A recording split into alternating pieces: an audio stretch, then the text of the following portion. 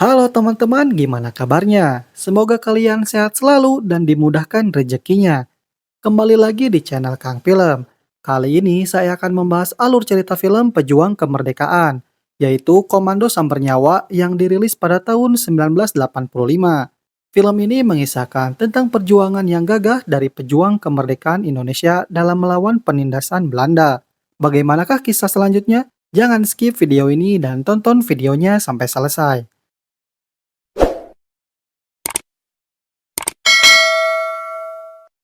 Di awal film, kita diperlihatkan dengan 5 tentara Indonesia yang dipimpin oleh Sersan Hashim yang sedang menyusup ke markas Belanda.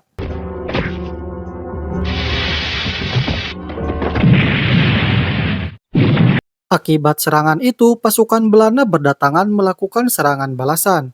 Karena kalah jumlah, mereka pun terpaksa mundur.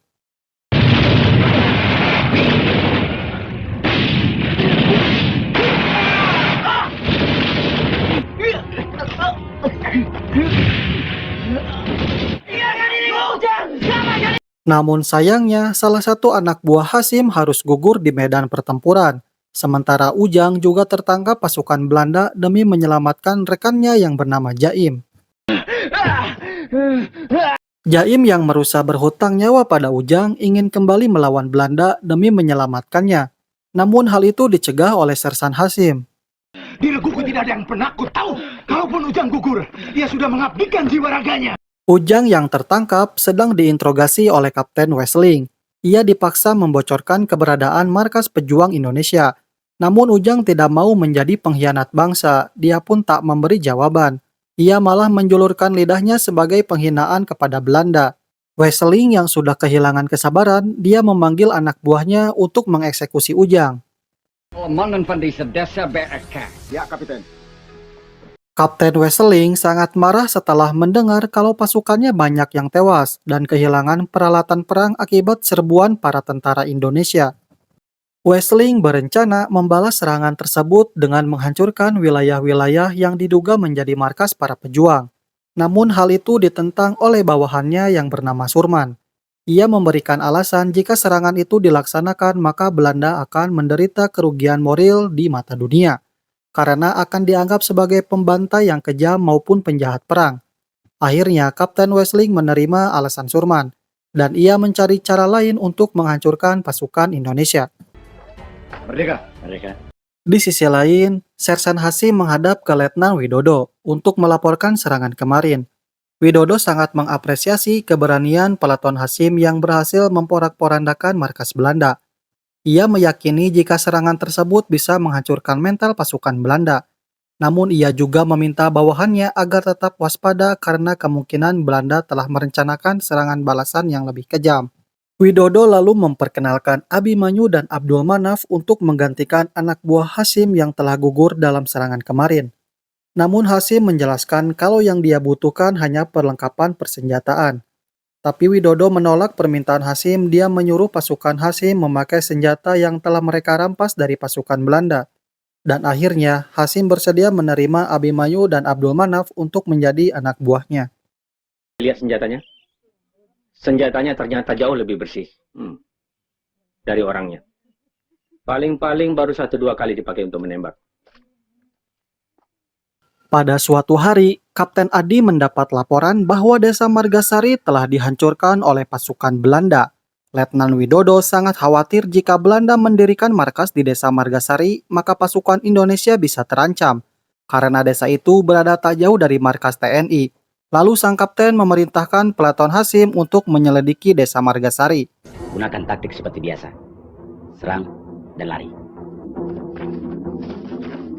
Sesampainya di sana, mereka melihat desa itu telah hancur serta mayat-mayat yang telah bergelimpangan akibat perbuatan Belanda.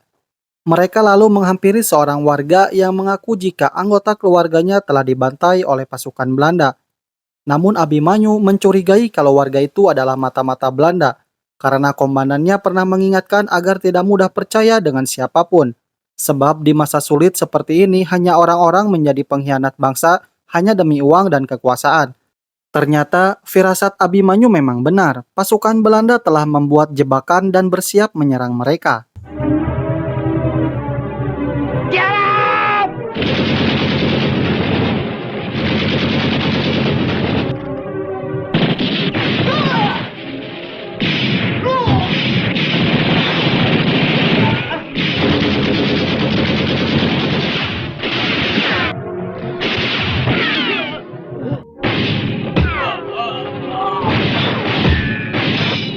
Abimanyu yang melihat rekan-rekannya terdesak, ia mengendap-endap mendekati rumah warga untuk melumpuhkan tentara Belanda yang menggunakan senjata mesin.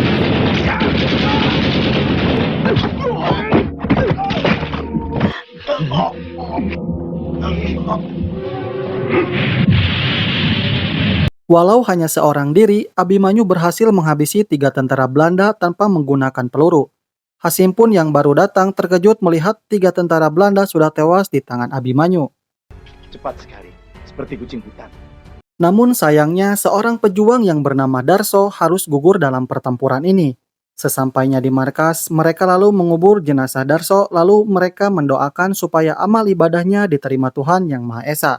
Kau telah mengorbankan milikmu yang paling kau hargai untuk mempertahankan kemerdekaan negeri yang kita semua cintai. Malamnya, Abimanyu sedang berbincang dengan Hasim. Abimanyu memberitahu jika semua keluarganya telah dibantai oleh pasukan Belanda. Sejak saat itu, ia berniat balas dendam kepada Belanda dengan bergabung bersama tentara kemerdekaan.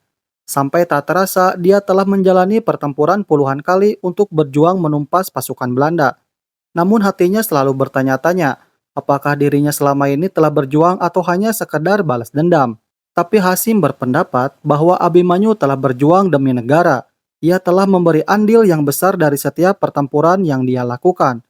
Rasa dendam kepada penjajah adalah sumbu semangat untuk terus berjuang sampai titik darah penghabisan. Saya teradu. Scene beralih ke pasukan Belanda yang telah membuat markas di area perbukitan di desa Margasari.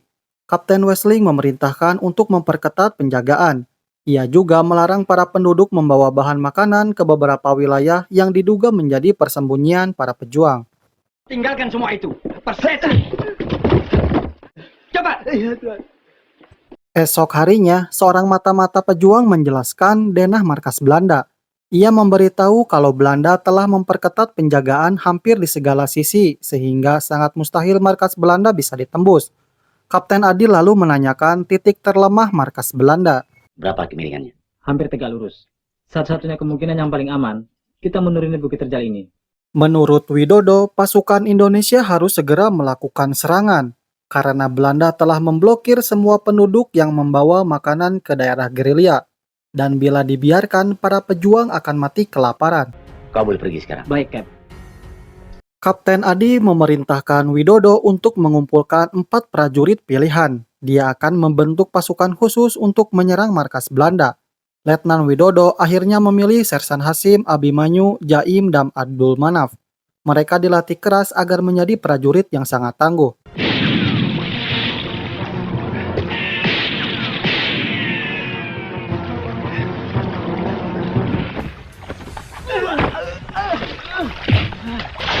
Esok harinya, mereka diperintahkan untuk memeriksa lokasi di sekitar area markas Belanda.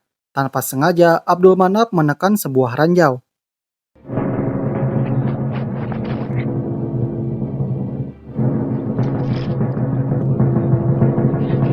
Dengan hati-hati, Hasim mengatasi ranjau itu dan berhasil menyelamatkan nyawa anak buahnya. Malam harinya, sang kapten menjelaskan strategi penyerangan untuk menghancurkan gudang senjata lalu menyerbu ke markas pusat Belanda. Sang kapten sendiri yang akan memimpin penyerangan ini. Dia menamai pasukan khusus ini dengan nama Pasukan Komando Sambar Nyawa. Sementara para pejuang yang tak ikut dalam misi ini hanya bisa membantu lewat doa agar mereka diberi keselamatan. Kita rebut biar nyawa taruhannya. Indonesia harus merdeka. Di tengah gelapnya malam, pasukan khusus mulai beraksi. Mereka pun menuruni tebing curam dengan menggunakan tali. Para pejuang Indonesia bergerak senyap bagaikan hantu, kemudian menghabisi satu persatu tentara Belanda yang sedang berjaga.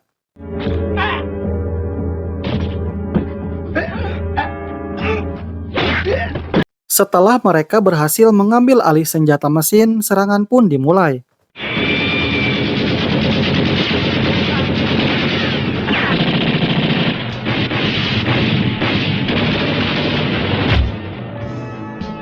Kapten Wesling segera mengerahkan semua pasukannya untuk meladeni serangan para pejuang.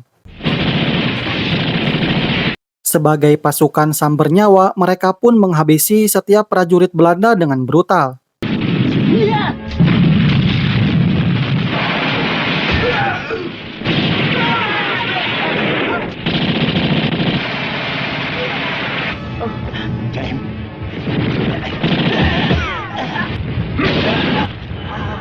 Namun sayangnya, satu persatu para pejuang kita harus gugur. Melihat itu, Hasim segera menghancurkan markas Belanda dengan menggunakan RPG.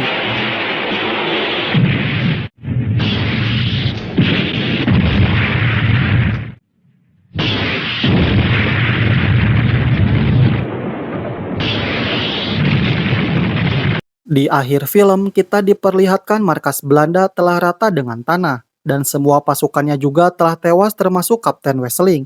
Sedangkan di pihak pejuang Indonesia, kini hanya tersisa Hasim yang masih hidup.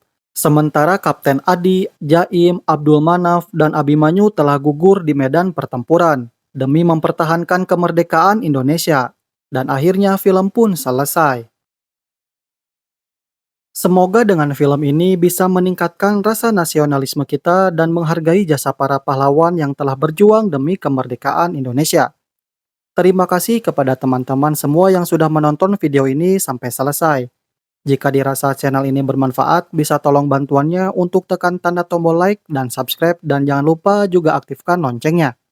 Kalau sudah, saya ucapkan terima kasih dan sampai jumpa di video selanjutnya.